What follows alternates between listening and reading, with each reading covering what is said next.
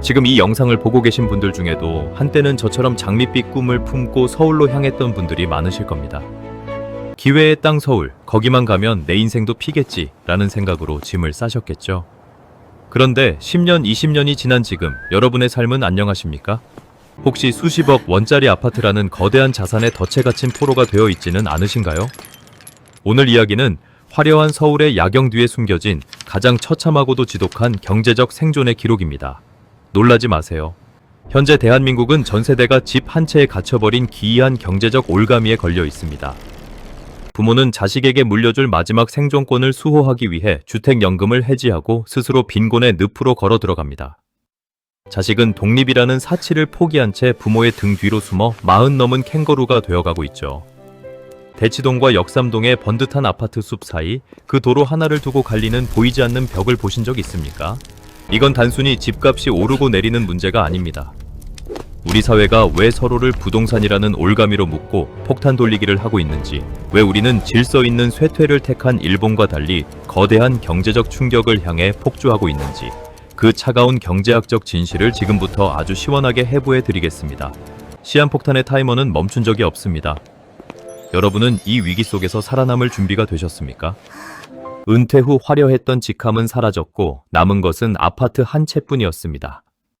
수치상으로는 부자였지만 정작 쓸 수 있는 현금이 없어 지인들의 경조사조차 겁을 내며 집안에만 틀어박히는 그분의 모습에서 부동산이 만든 고독한 감옥을 보았습니다.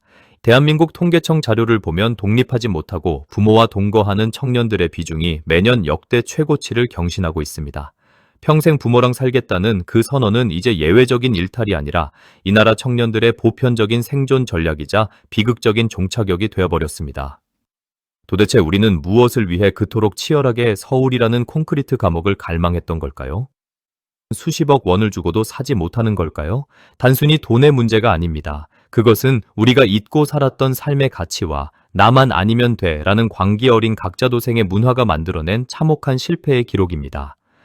자산의 90%가 부동산에 묶여 자식에게 물려줄 유일한 생존권이라며 주택연금을 해지하는 노부모와 그 집 한 채를 지키기 위해 자신의 미래를 포기하는 자식들, 이들은 지금 서로의 생존을 담보로 함께 침몰하고 있습니다. 그렇다면 과연 이 상황은 누군가 파산하고 경제적 충격을 맞이해야만 끝나는 걸까요? 우리보다 앞서 이 길을 걸어갔던 일본의 사례를 통해 대한민국이 직면한 진짜 위기의 정체를 파헤쳐 보겠습니다. 일본의 사례를 깊이 있게 들여다보는 이유는 명확합니다. 그들이 지금 잘 살고 있어서가 아니라 그들이 30년 넘는 세월 동안 겪었던 그 고통스러운 궤적을 우리가 훨씬 더 최악의 조건으로 따라가고 있기 때문입니다.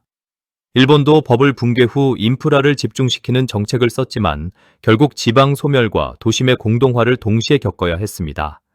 화려한 도심의 불빛 뒤에 빈집이 늘어가는 일본의 모습은 서울 불패라는 환상에 빠진 우리에게 아주 차가운 경고를 던지고 있습니다.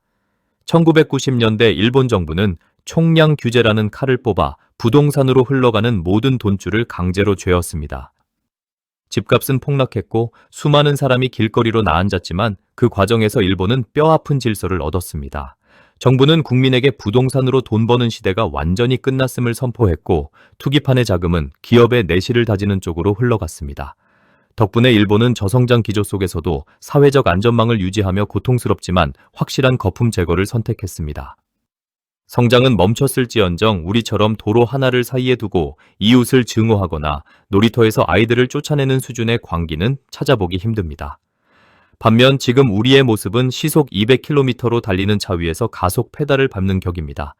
이미 2,000조 원을 향해 달려가는 가계부채는 우리 경제의 목을 죄는 무거운 밧줄이 되었습니다. 전 세계에서 소득 대비 가계부채 비율이 가장 높은 나라 중 하나가 바로 대한민국입니다. 문제는 이 거대한 빚의 대부분이 생산적인 곳이 아니라 콘크리트 덩어리에 묶여 있다는 사실입니다. 가계가 무너지면 소비가 죽고 내수 경기는 처참하게 망가집니다. 실제로 자영업자들의 곡소리가 들리십니까? 폐업률은 사상 최고치를 경신하고 있고 거리는 임대문이 딱지로 도배되고 있습니다.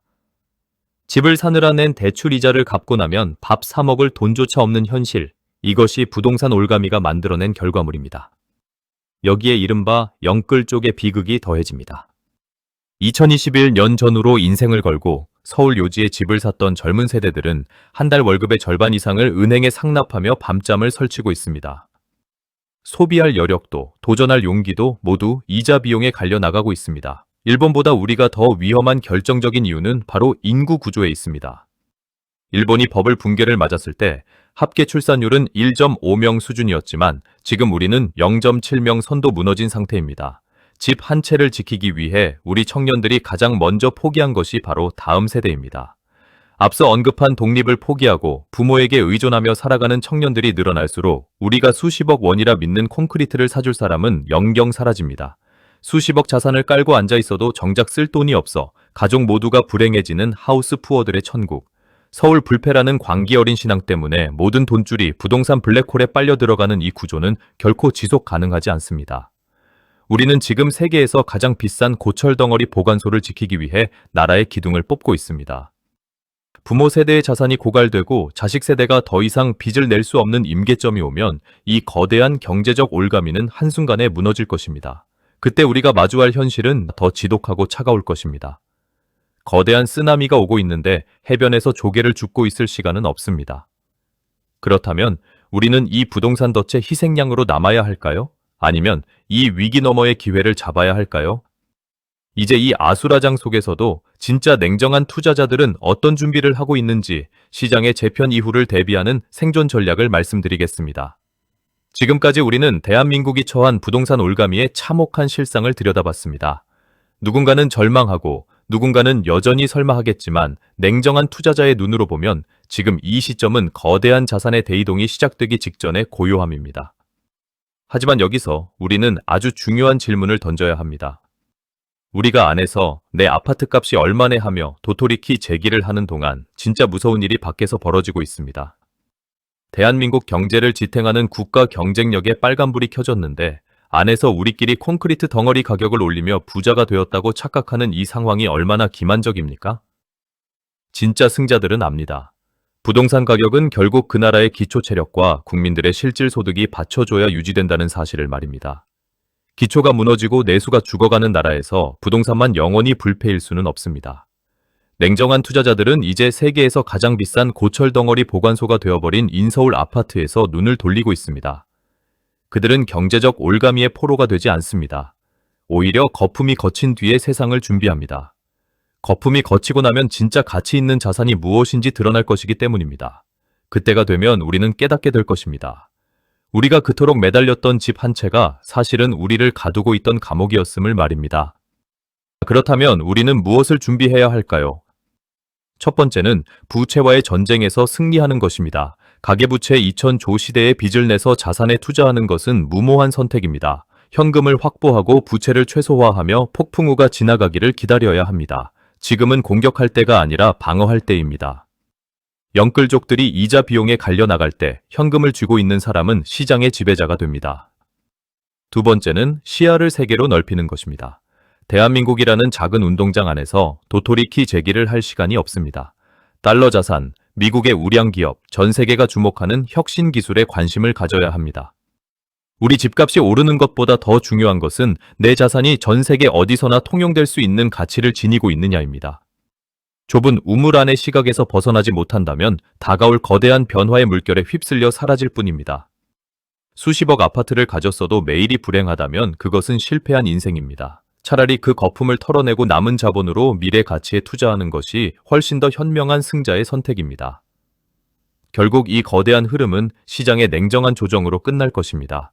부모 세대의 자산이 고갈되고 자식 세대가 더 이상 빚을 낼 수 없는 그 시점이 오면 우리가 신봉하던 불패의 신화는 한순간에 모래성처럼 허물어질 것입니다. 부동산은 수단이지 목적이 아닙니다. 전 세대가 집 한 채에 갇혀버린 이 비극적인 연극에서 여러분은 끝까지 포로로 남으시겠습니까? 아니면 관객석으로 내려와 이 판을 차갑게 분석하는 주인공이 되시겠습니까? 오늘 제가 드린 말씀이 누군가에게는 불편한 진실일 수도 있습니다. 하지만 누군가는 이 이야기를 듣고 자신의 삶을 재점검하고 다가올 위기에서 가족을 구해낼 것입니다. 시장의 과열이 극에 달했을 때가 바로 대비할 시간입니다. 오늘의 이야기는 여기까지입니다. 여러분은 이 경제적 폭풍의 끝에 무엇이 기다리고 있다고 생각하십니까? 여러분의 생각을 댓글로 남겨주시고 서로의 지혜를 나누어 보시기 바랍니다. 오늘 영상이 도움이 되셨다면 구독과 좋아요, 알람 설정까지 꾹 눌러주시는 거 잊지 마세요. 시청해주셔서 진심으로 감사합니다.